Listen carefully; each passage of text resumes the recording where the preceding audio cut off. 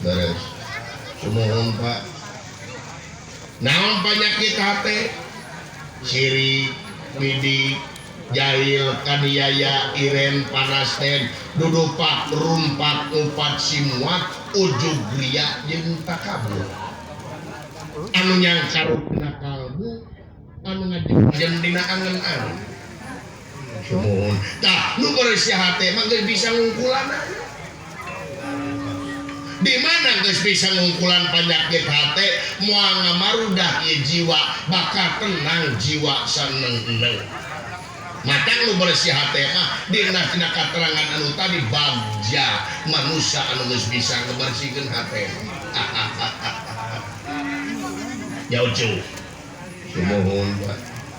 komo nu bersih hate mah geus bisa ngungkulan penyakit hate anu kasebut neuteuli negeri cek bahasa Indonesia mah dendam saat lamun urang ukut ka dendam ka benci jeung ka sulit hati dina hate ieu teh hiji bakal ngarugikeun diri pribadi kadua bakal ngarugikeun anu liya sabab manusia teh makhluk sosial anu teu bisa hirup nyorangan sumuhun aing ngarugikeun diri pribadi ngukut penyakit hati dendam tadi degekeun lain cek dewek ke maca katerangan di antarana penyakit teh timbulna penyakit ka diri urang ka awak urang teh cek medis na gegedena teh tina pikiran 80% penyakit anu tumiba ka awak urang teh tina pikiran 20% itu lain-lainnya sumuhun lamun urang ngukut ka dendam ka benci ka sulit hati dina hate urang meulit ngait ka luhit darah tinggi mah di tangan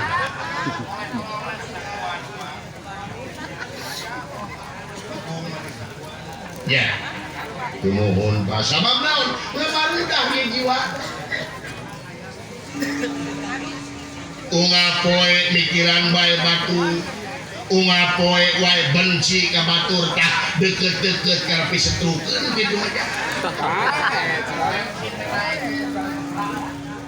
ya mohon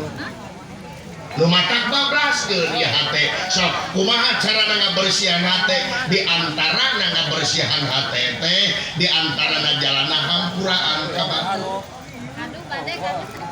udah hampuraan kudu hampuraan ka baturnya ya sabab unga poe selain geus sholat sok selain teh beres sholat sok kusa beungeut astagfirullahaladzim hartina hayang dihampura ku pangeran lamun urang hayang dihampura ku pangeran urang heula kudu hampuraan ka batur ya sumuhun pasok hampuraan heula ka batur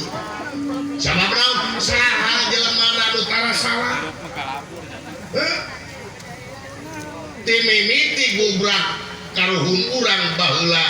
nyatakan jeung Nabi Adam nepi ka meliaran jelema ayeuna saha jelemana nu tara salah iya nya batur dan jelema mah tadi ditungku tempat kaluputan tanggal tempat kalepatan semenit ganti saja berubah janji isuk lajen terkapake tah dumasar kana hal eta tuh urang kudu hampuraan ka batur samemeh urang hayang dihampura ku batur sumuhun koreksi kesalahan pribadi ulah rekoreksi wae kesalahan batur cek katerangan geura saksi kebohongan maneh ulah rek nyaksi kebohongan batur sabab naon lamun urang unga poe nyaksi kebohongan batur kebohongan pribadi nepi ka jagat rungkad moal ka tembok waduh tuh sumuhun Pak nu mata